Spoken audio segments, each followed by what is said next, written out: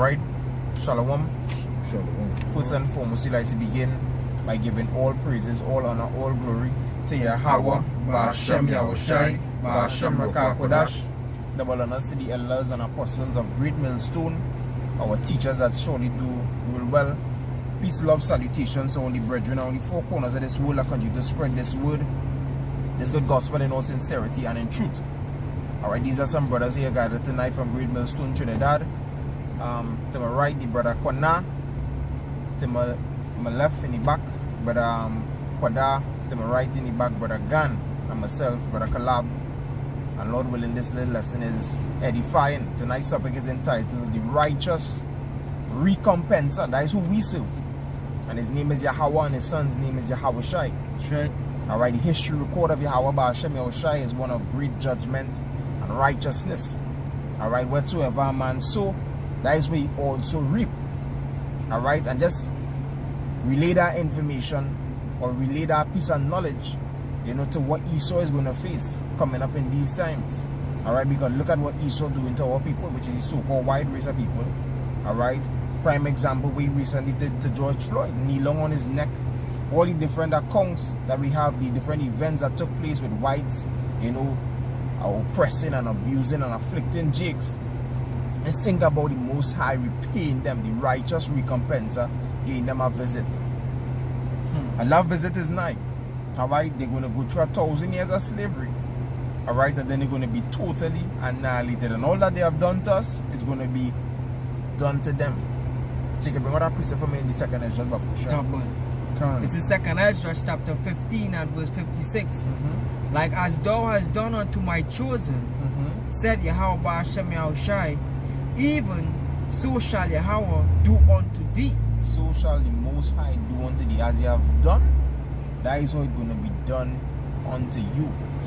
You understand? I thought the Most High chosen the Baba, the apple of his eyes. All they that devour them shall greatly offend. Alright, so the Most High is about to execute his wrath and his judgment on these Edomites. Is a short thing. We don't serve gentle Jesus, meek and mild. We don't serve that come as you are God. Alright, and that kumbaya God. We serve a power, alright, that executes righteous judgment. So guess what? We know for a fact that this affliction and this oppression that's taking place on the earth is not going to happen forever. Alright, if I can read Nahum. It just came to my mind in spirit. Nahum 1. I'll get it real quick. Give me a minute.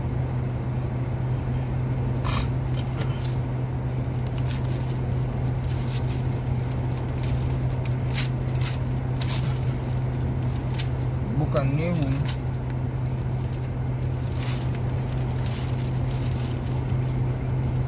Nahum chapter 1 and verse, I'll start at verse 7. It says, the Lord Yahweh Ba'ashem Yahushai is good, a stronghold in the day of trouble, and he knoweth them that trust in him. But with an overrunning flood he will make an utter end of the place thereof, and darkness shall pursue his enemies. What do ye imagine against the Lord? He will make an utter end. Affliction shall not rise up the second time. For while they be fallen together as stones, and while they are drunken as drunkards, they shall be devoured as stubble fully dry. Scripture even going to say in Job, when they are about to fill the belly, when it is the thinking that they're going to basically master the agenda or execute the agenda to the fullest, bringing down new world order, the Most High going to execute that judgment on them. You understand? That is how the Most High operates. Alright, he don't allow wickedness to exceed its bounds. Scripture say what? He set a bound to them. They can't go beyond that. The next step from here is for Esau to receive his judgment. That is it. Alright, he ain't going to build again. The Most High say they go build, and then I go and throw down. That's the balance side. You go to that precept in Thessalonians. Alright, this is 2 Thessalonians 1 and verse 6. Seeing it is a righteous thing with Yahweh to recompense tribulation to them that trouble you. To recompense tribulation to them that trouble us. And right now we trouble in many different ways. Trouble right or wrong. Firstly, mentally, seeing our women being the demons that they are today, and it's all due to Esau's work. He funded feminism. He empowered these women, make them all proud. So they're attacking the man. They're putting the man out of the home. They're exercising pride and power over the man. You understand? That's a trouble to us. And Esau caused that trouble. Put fluoride in the water, chemtrails in the air.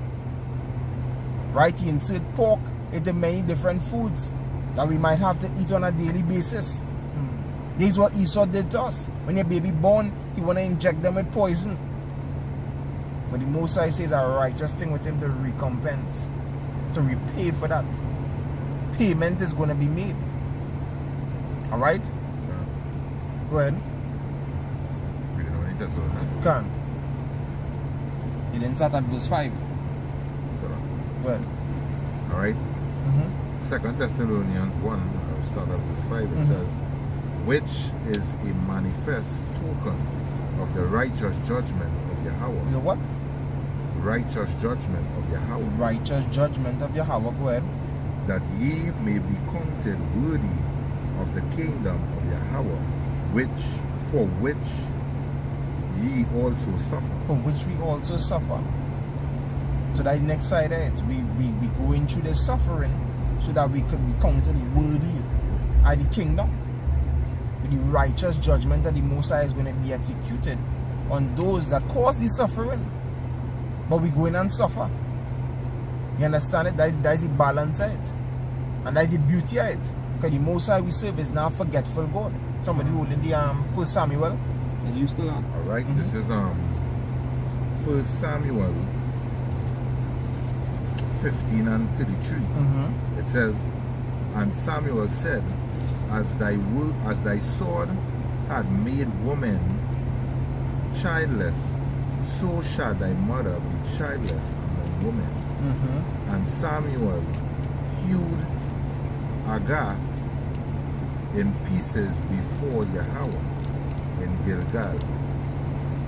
Then, if you could jump up to verse 2 as well, you're supposed to read verse 2. Because that is pertaining to what happened to the king Agag when the Most High told Saul to kill everything. Don't leave back nothing, don't let nothing remain. Alright, but here what the Most High said in verse 2. Alright, 1 Samuel 15 and verse 2, it says, thus saith Yahweh of hosts, I remember that which Amalek did to Israel. Yeah, you remember, you required that which is past. You didn't forget that. You didn't forget what the Amalekites did. You understand? You remember that. So he gave the command to King Saul to kill them out. But guess what? King Saul being disobedient, alright, he didn't, he kept back Agag, and he also kept back certain of the other possessions that the Amalekites had. So when Samuel came and saw this, he was wroth. So he could now jump to the verse 33, I believe. Alright. And read what Samuel is saying. We didn't jump into verse 33. It says, and Samuel said, as thy sword had made woman childless. Right, so just as you did, you made women childless through your sword. Go ahead. So shall thy mother be childless among women. Go ahead. And Samuel hewed Agag in pieces before Yahweh. Yeah, he cut him in pieces. He lived by the sword, so he that killeth with the sword must be killed with the sword. Righteous recompense. Alright, and this is what we're looking out for, that repayment. Yes, it's about repayment.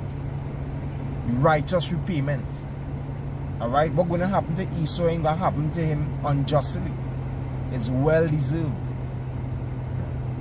Some piece of different judges. Let's get some more other accounts and the Most High executing righteous recompense.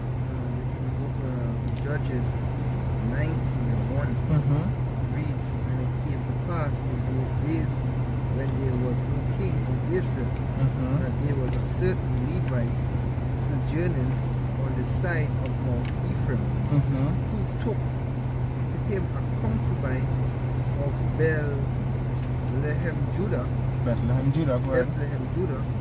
and his concubine played the whore against him. Right. Go ahead.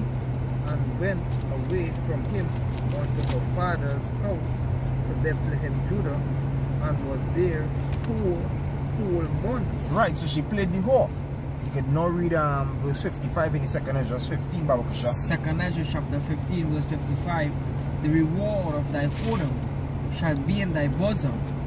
Therefore shalt thou receive recompense. Right, you go receive recompense. She played the whore. Alright, she exercised whoredom. So she gonna receive the recompense. Okay, jump down to see if I can get it. The part where she was abused all night. Me? Nah, in the Judges. Oh. The recompense are the same whorish concubine. Right. Go ahead.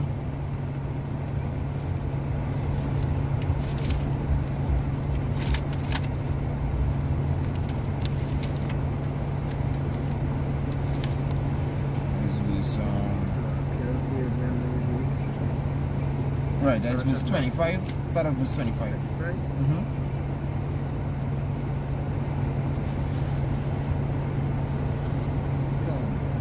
It reads, but the men would not hearken unto him. So the man took his concubine and brought her forth unto them, and they knew her and abused her all the night until the morning. And when the day began to spring, they let her go. Yeah, after she left her husband, alright, and she went and played the harlot, she played the whore, she now received the recompense of her whoredom. These men, these homosexual men, the sons of Belial, they came wanting or having the intention to have sex with the men, but guess what? It was all set up through the Most High to cause that recompense to that whore. And they took her, they knew her, and they abused her all night. And then the following day, guess what? She was cut up into different pieces and spread throughout Israel.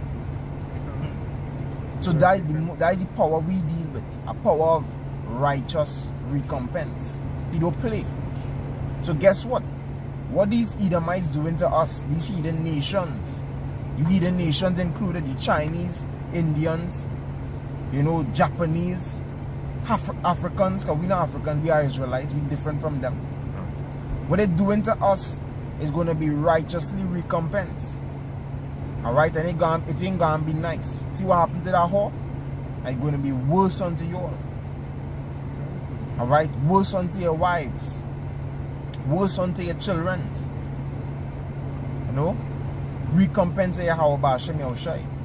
They did the Judges. Come. And if I may say to these Edomites and them they're smelling the rat. Because you see they're coming with all kind of apologetic speeches. Oh, we apologize for slavery and these kinds of things. But the most I see, he required that which is past. You understand? So it have no amount of apology that all they could give that go and make that cup turn from on it. Or they're going to drink that cup and every last drag from it. You understand? Thus say it, somebody going to the Hebrews? This is Sirach chapter 17. Sirach chapter 17 verse 19. He said, therefore all their works are as the sun before him. He said, therefore all their works are as the sun before him, and his eyes are continually upon their ways. Yeah, the just Lord is in the midst thereof. Zephaniah 3 and 5. He's in the midst looking. He's seeing everything they're doing, taking record. And in that time, they're going to be repaid for it. It's simple. Nothing could pass the Most High, nothing going wrong in back. By him, actions are weighed. Every little inch, affliction that upon us, going to be put upon you. One time that spoilers and thou was not spoiled. And that dealed treacherously, and they did not deal treacherously with thee. Did you get finished? Yeah, come. Judges? Yeah, Judges 5 and 1 reads, then sang Deborah and Barak, the son of Abin-Umah, on that day, saying, No, you're saying, praise Yahweh for the avenging of Israel. For the what? For the avenging of Israel. The avenging of Israel. Go ahead. When the people willingly offer themselves, hearken, O kings, give ear to the prince. I will sing unto Yahweh. I will sing praise to Yahweh, power of Israel. Yeah, so when we see them, the recompense, what we gonna do? We gonna get praises. We're gonna get praises to Yahweh Hashem Yoshai for the avenging of us. For the avenging of our brothers that pass. Go ahead.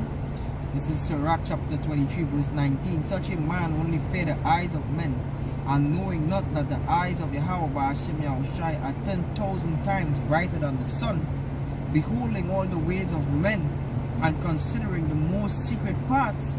He know all things ever they were created, so also after they were perfectly Salakia, he looked upon them all. This man shall be punished in the streets of the city, and where he suspected not, he shall be taken. You know, so Esau suspected that he's gonna last forever, but he's gonna be taken. The scripture says you dig a hole for your neighbor to fall in it, and dig it for yourself. The book of Proverbs. The most I see there, Esau, he seen your treacherous behavior, and you hold them that you did against Israel. You know, the Lord didn't forget you. The Lord's eyes is 10,000 times brighter than the sun. Now we can't even measure the sun. Not even you, Esau. We know you come up with your theory, but we know you by. Can we Judges as in Judges 1:5-7.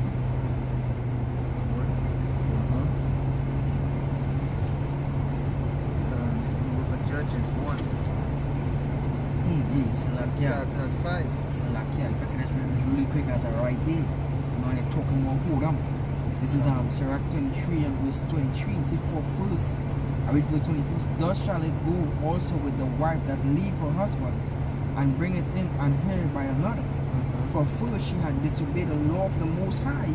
So you break the bodily covenant for three transgressions. Three transgressions against Edom, you break the bodily covenant. And secondly, she had transgressed against her own husband. And thirdly, she had played the fool in adultery and brought children by another man. So the Most High, you break that bodily covenant, you come against the children of Israel, you're watching the Most High now and telling them he's not a body, because that way you're thinking to yourself, you are God. You know, you say you sit as a queen, and there is no other. They're going to be destroyed. So, yeah. Judges. Judges 1:5 reads, and they found Adonai Bezek in Bezek, and they fought against him, and they slew the Canaanites and the Perizzites, and Adonai Bezek fled, and they pursued after him and caught him, cut off his thumbs and his great toes. Cut off his thumb and his great toes. Go ahead. And Adonai Bezek said, 70 kings having their thumbs and their great toes cut off, gathered their meals under my table, and I have done. So power had recruited me, and they brought him to Jerusalem, and there he died. See? Power of Hashem Yahushai, power of righteous recompense. That's right. Just as he had done, so the Most High had requited him, repaid him. He had his thumb and his great toes cut off, just like he did to them other kings. The Most High don't play. As I say, let's think about what Esau doing to us, and let's imagine what's going to be done unto him in the kingdom to come. Think about what he did to us in slavery, fed our children as alligator bait. Our scripture talk about happy shall he be that dash the little ones against his own. Go ahead. Alright, this is Psalms 136, I read from verse 7. It says, remember, O Yahweh, the children of Edom, in the day of Jerusalem, who said, raise it, which in another term, destroy it, even to the foundation thereof. O daughter of Babylon, who art to be destroyed, happy shall he be that rewarded thee as thou hast served us. Happy shall he be that taketh and dasheth thy little ones against the stones. Happy shall he be. That would be a yakadi. Not really going to be happy, because when you go into the word happy, it doesn't just mean smiles and laughs. It means a position of advantage. We're going to be in a position of advantage. We're going to be in a position where we're going to be able to execute that righteous recompense upon you. There's nothing you can be able to do against it. Alright? You ain't gonna be able to use your sword, your gift that time ain't gonna have no power. Most likely gonna strip you of that gift. Alright? Gonna expire. Alright? You're gonna lose that power because the power was given to you. The blessing was given to you of your father Isaac. And the same father Isaac coming to take it away. That's right. He coming to take away that curse. That blessing from you. Turn it into a curse. Because as you say that, basically if you give your son a toy and you realize that he abusing it, right? As a good father, you will come back and you will take it and put him in the place. And that is exactly what will happen to you. That's right. Righteous recompense. Yeah.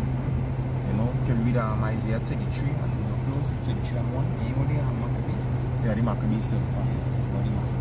This is 2 Maccabees chapter 9 and verse 4. And it reads,